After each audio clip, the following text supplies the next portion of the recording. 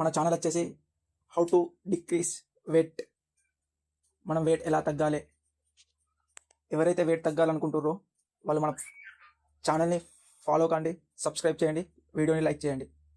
డెఫినెట్గా మీకు రిజల్ట్ 100% మీకు రిజల్ట్ వస్తుంది. నేను చెప్పే స్టెప్స్ ప్రతిదీ ఫాలో అయితే డెఫినెట్గా మీరు వెయిట్ లాస్ అవ్వడం జరుగుతుంది.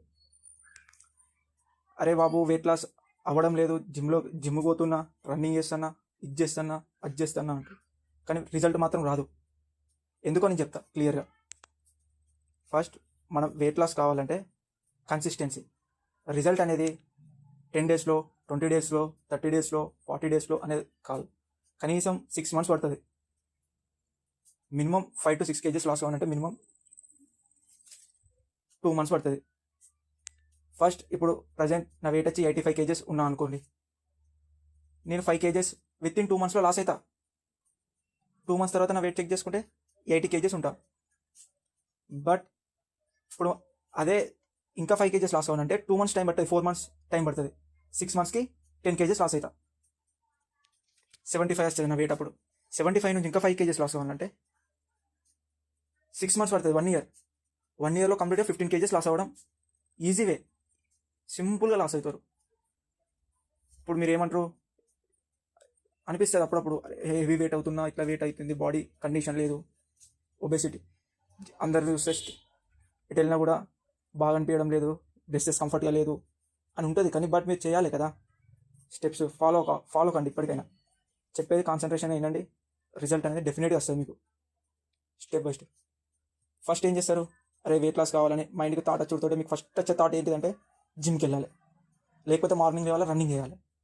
చేస్తారు, జిమ్కి వెళ్తారు, ఈరోజు జిమ్కి వెళ్తారు, కన్సిస్టెన్సీ వెళ్తారు జిమ్కి 15 days, మళ్ళీ తర్వాత మీకు ఏదో రకంగా గ్యాప్ వస్తుంది. సరే మీరు ఎట్లా స్టార్ట్ చేయాలి, ఓవర్ వెయిట్ ఉన్నాం, 85 to 90 kgs ఉన్నాం, ఎట్లా స్టార్ట్ చేస్తే ఎట్లా రిజల్ట్ వస్తుంది అనేది మీకు క్లియర్గా ప్రీ ప్లాన్గా నేను చెప్తా, ఈజీ వేగా చెప్తా. ఫస్ట్ మీరు వెయిట్ లాస్ కావాలంటే ఫస్ట్ 5 to 6 days కంప్లీట్గా ఫుడ్ కంట్రోల్ చేయాలి. ఫుడ్ కంట్రోల్ చేయండి.